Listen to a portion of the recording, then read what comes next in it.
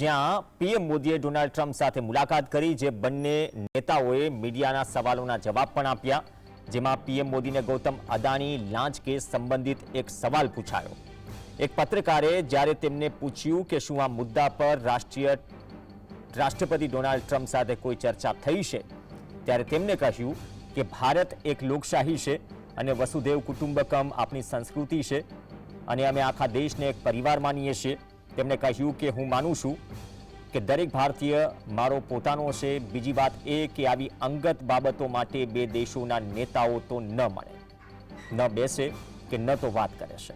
ટૂંકમાં પીએમ મોદીએ અદાણી લાંચ કેસની બાબતને વ્યક્તિગત બાબત ગણાવી દીધી. જોકે મહત્વની વાત એ છે કે ઉદ્યોગપતિ ગૌતમ અદાણી સામે અમેરિકામાં જ કેસ થયો છે અને આ સવાલ પણ અમેરિકામાં જ પૂછવામાં આવ્યું હતું.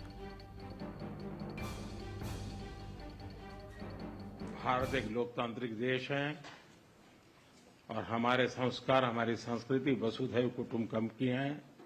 हम पूरे विश्व को अपना एक परिवार मानते हैं. हर भारतीय को मैं अपना मानता हूं. दूसरी बात है, ऐसे व्यक्तिगत मामलों के लिए दो देश के मुखिया न मिलते हैं, न बैठते हैं, न बात करते हैं.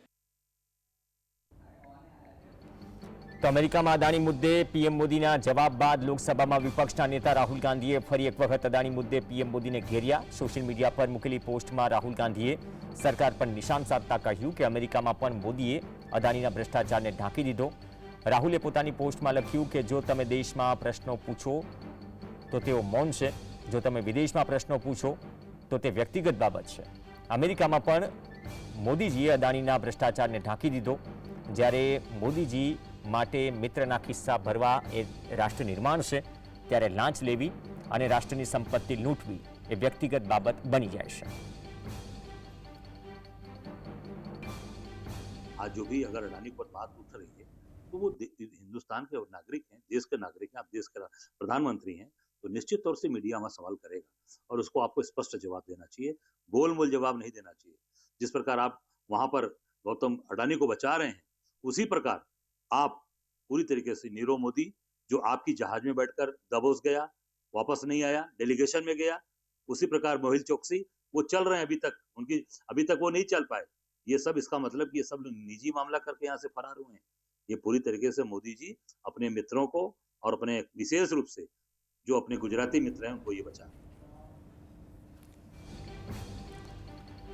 તો નવેમ્બર 2024માં જ્યારે જો બાઇડન અમેરિકાના રાષ્ટ્રપતિ હતા, ત્યારે દેશમાં સૌર ઉર્જાનો કોન્ટ્રાક્ટ મેળવવાના કેસમાં ગૌતમ અદાણી સહિત અદાણી એનર્જીના અધિકારીઓ સામે 2100 કરોડ રૂપિયાની લાંચ લેવાના આરોપો મૂકવામાં આવ્યા. અમેરિકન કોર્ટમાં તેમના પર લાંચ આપવાનો આરોપ મુકાયો હતો, જે પછી રાષ્ટ્રપતિ ટ્રમ્પે સત્તામાં આવ્યા બાદ ન્યાય વિભાગના તે 50 વર્ષ જૂના કાયદાને રદ કર્યો કે જેના હેઠળ ગૌતમ અદાણી સામે આરોપ લગાવાયા હતા. અદાણી ગ્રુપે લાંચના તમામ આરોપોને નકારી કાઢ્યા હતા અને કહ્યું કે કંપની કેસની કાર્યવાહીનું સંપૂર્ણ પાલન કરી રહી છે.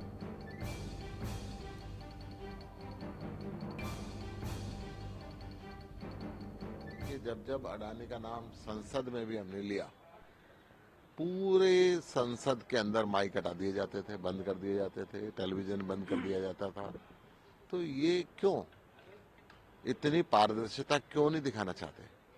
एक व्यवसायी को बचाने के लिए पूरी सरकार क्यों लगी रहती है? ये क्वेश्चन मार्क है, वो देश के अंदर भी और विदेश में.